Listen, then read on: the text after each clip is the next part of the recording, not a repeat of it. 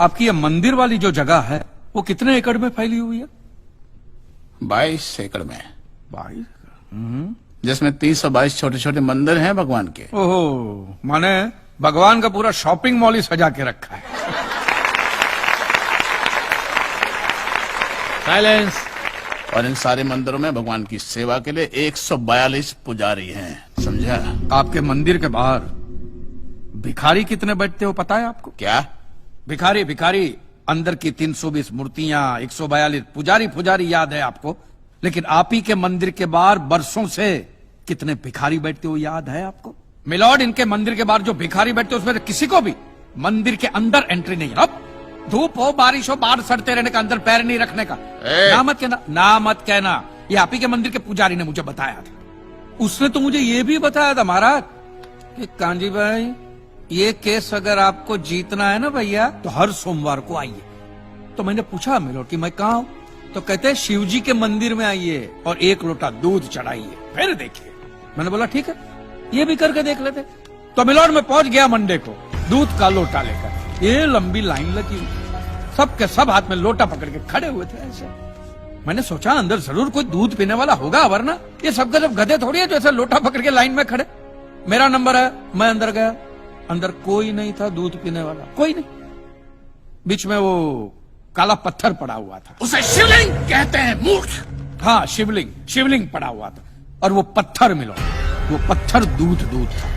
और वो पत्थर के बिल्कुल बगल में से छोटी सी पतली सी नाली में से वो सारा दूध बाहर की ओर जा रहा। मैंने बोला कि यस, बाहर तो कोई खड़ा ही खड़ा होगा दूध पीने वाला। देखा बाहर भी कोई नहीं था। वो सारा दूध मिलो उस नाली से निकलकर बाहर गटर में जा रहा, गटर, टोटल वेस्ट। और वो गटर को लग के एक भिखारी खड़ा हुआ था, बेचारा 4-5 दिन का भूखा होगा महाराज, भूख के मारे वो कांप रहा था। उसको शायद ये दूध ही पीना था, लेकिन गटर में से कैसे? तो उस भिखारी को मैंने मेरा दूध का लोटा दे दिया, और दूध पीकर उसने मुझसे क्या कहा पता है? भगवान तेरा भला करे।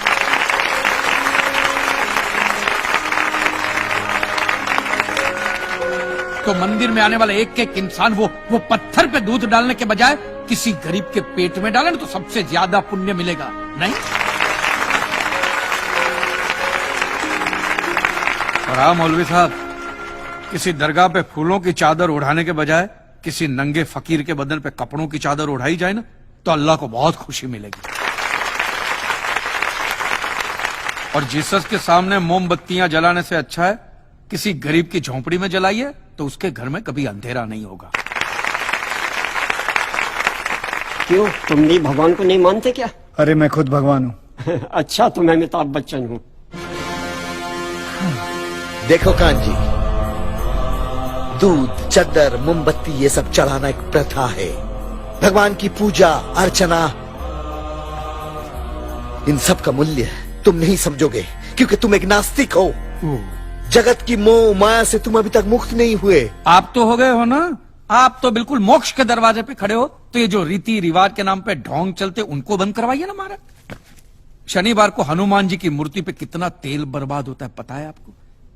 लोग 2 रुपये के 5 रुपए के सिक्के यूं करके मूर्ति पे चिपकाते हैं। हनुमान जी इन सारे चिल्लर का क्या करेंगे? कांजी भाई बिल्कुल ठीक कह रहे हैं। साईं बाबा अपनी पूरी जिंदगी गरीबों के लिए और गरीबी में जिए। जब तक वो जिंदा रहे तेल की एक एक बूंद के लिए दर बदर भटकते रहे, और आज उनके मरने के बाद उनके लिए करोड़ों का सिंहासन, सोने का मुकुट, किसके लिए बताइए महाराज। एक बात बताइए, जो भी भक्त भगवान की श्रद्धा से सच्चे दिल से भक्ति करता है उस पर तो उस परम कृपालु की कृपा दृष्टि रहती है ना? रहती है ना? आया ना? तो चलिए महाराज मुझे ये बताइए कि अमरनाथ और वैष्णो देवी की यात्रा पे जाती हुई बस नीचे खाई में क्यों गिर जाती? वो तो भगवान की भक्ति के लिए जा रहे थे, श्रद्धा से भजन गाते गाते जा रहे थे, तो भगवान ने डायरेक्टली उनको ऊपर बुला लिया। और आप मुझे एक गाड़ी ऐसी बताइए जिसका एक्सीडेंट हुआ हो और जिसके अंदर भगवान की मूर्ति या फोटोग्राफ ना हो, बताइए। I object my Lord. From day 1 ये आदमी बातों को यूं गोल गोल घुमा रहा है। मिस्टर कांजी, ये कोई डिबेट नहीं है अच्छे बुरे की, ये कोर्ट है और यहां प्रूफ चलता है।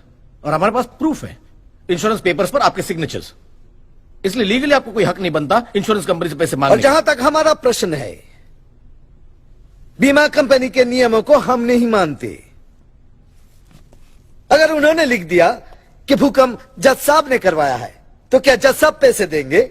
इसी तरह पॉलिसी में भगवान का नाम लिख देने से भगवान पैसे देने के लिए प्रतिबद्ध नहीं होते। अगर आप चाहते कि भगवान आपके पैसे लौटा दे, तो ये प्रूफ करो कि ये भूकंप भगवान ने किया है, किया ही है ना। इन राइटिंग है, कहीं लिखा हुआ तुम्हारे पास है? Any proof? मिलॉर्ड, ये mister kanji, court of law में सिर्फ दलीलों पर फैसले नहीं होते।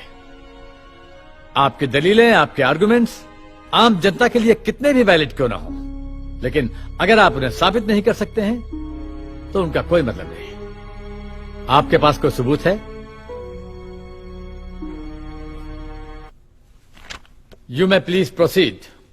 योर ऑनर, इससे पहले कि मिस्टर कांजी अपने तीखे और कटाक्ष भरे व्यूज बिना किसी रेफरेंस प्रदर्शित करें, मैं उनसे पूछना चाहता हूं कि उनके पास कोई प्रूफ है जिससे वो साबित कर सके कि उनकी दुकान भगवान ने गिराई है? मिलॉर्ड, अब जो सवाल मैं पूछने जा रहा हूं उसके लिए मुझे एक ज्ञानी पंडित की जरूरत है। तो आप मेरे जो भी कोई ज्ञानी पंडित है वो यहां पे आए, सिर्फ ज्ञानी आए, ज्ञानी। हाँ, आप बैठ जाइए।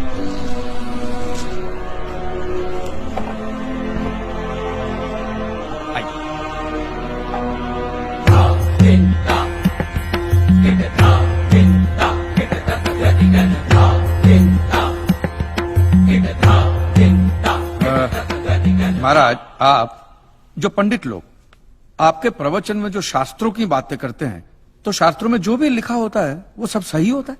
100%। ऐसा कहां लिखा है? ये तो आप कह रहे हैं।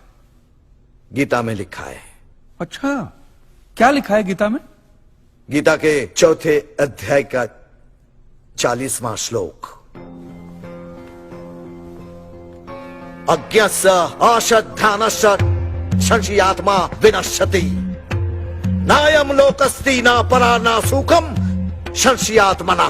मतलब क्या? इसका अर्थ है, जो अज्ञानी श्रद्धा विहीन मनुष्य शास्त्र पर संदेह या शक करता है, उसका विनाश निश्चित है। उसे भूलोक या परलोक कहीं भी शांति नहीं मिलती। समझा? ये बहुत इंटरेस्टिंग आइटम है। महाराज, आपको ये गीता में या शास्त्रों में कुछ भी समझ में आता है, हा? कि जो भी लीलाधर महाराज बोल रहे उसमें बस ऐसे समझा समझा करके हाथ हिला रहे हैं। मिलॉर्ड, वो स्कूल में छोटे छोटे बच्चे होते, उनको प्रेयर कभी पूरी याद नहीं रहती, तो बेचारे आंख बंद करके ऐसे करके होंठ हिलाते, वो होंठ हिलाते, ये हाथ हिलाते। एक कांजी, तूने एक सिद्ध साधु का अपमान किया है, तो तुझे नरक में भी जगह नहीं मिलेगी। कहां से मिलेगी महाराज? आप लोगों ने पहले से ही वहां कुल्ले टिका के रखे हैं।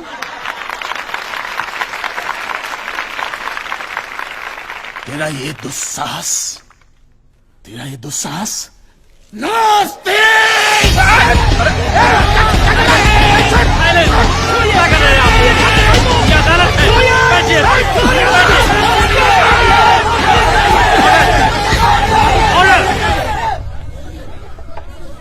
बैठ जाइए।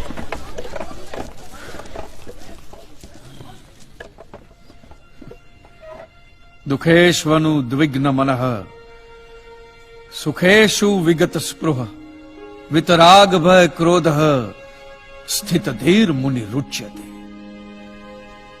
अध्याय 2 श्लोक 56वां। अर्थात जिस मनुष्य के लिए सुख और दुख समान अवस्था है, जो भय और क्रोध से मुक्त है, जो स्थिर बुद्धि वाला है ना, वही सिद्ध पुरुष कहलाता है।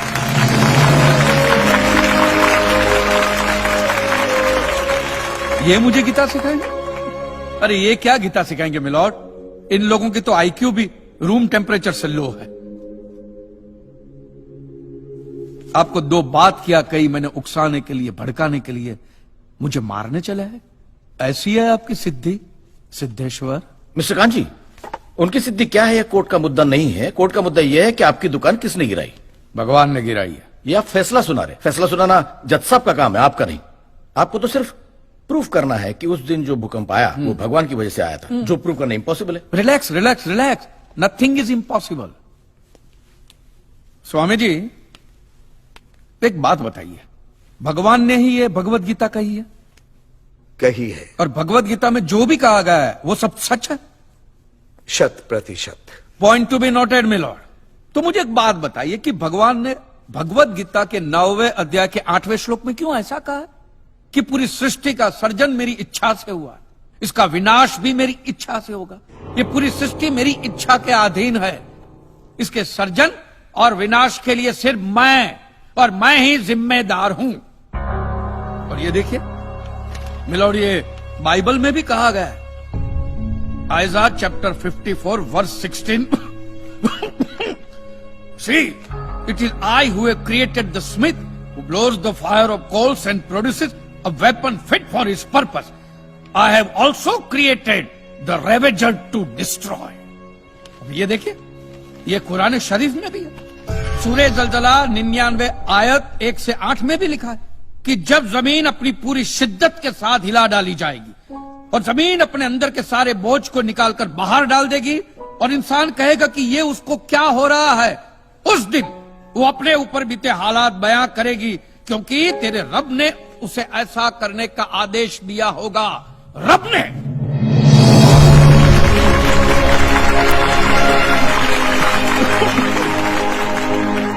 इन सारी बातों का मतलब एक ही होता है मिलोन, कि ये भगवान द्वारा किए हुए भूकंप से ही मेरी दुकान गिरी है। मतलब it is an act of God. ये सब ऊपर वाले की करनी है, और मेरे साथ साथ जिन लोगों का नुकसान ऊपर वाले की वजह से हुआ है उन सब के पैसे भी ऊपर वाला ही देगा, नहीं तो उनके collection agent. Your honour, mister Kanchi Leeladhar Swami को बातों में फंसा रहे। सरदेसाई जी, क्या कर रहे हैं आप? अरे बोलने दो, उससे बोलने दो। अगर ये प्रूव हो जाता है कि भगवान है तो हम लोग पैसा देने से बच जाएंगे। अच्छा, पूरा दोष अब आप हम पर थोपना चाहते हैं। अपनी स्कीम से बचने के लिए आप भगवान का नाम नहीं ले सकते, चुप कीजिए। क्योंकि भगवान पर सिर्फ हमारा कॉपीराइट है। कॉपीराइट? अरे 2 मंदिर क्या बनवा दिए? भगवान आपके बाप का मालूम है? खबरदार, हमारा संप्रदाय तुमको छोड़ेगा नहीं। क्या कर रहे हो? साइलेंस। रिलैक्स। आज तक तो मिलॉर्ड सिर्फ इतना ही सुनने में आया था कि भगवान की आरती होती है, आराधना होती है, यज्ञ वगैरह होता है। आज तो ये भी सुनने को मिल रहा है कि भगवान के कॉपीराइट भी होते हैं। भगवान के कॉपीराइट ऊपर वाले की ब्रांड बना दी है इन्होंने। आज मुझे विश्वास हो गया है कि भगवान नहीं है, बिल्कुल नहीं है, हो ही नहीं सकता, क्योंकि अगर वो होते तो उसने आप जैसे पाखंडियों को तो कब का उठा लिया होता। मुझे जो करना था वो मैंने साबित कर दिया है मिलोन। अब इसका पूरा फैसला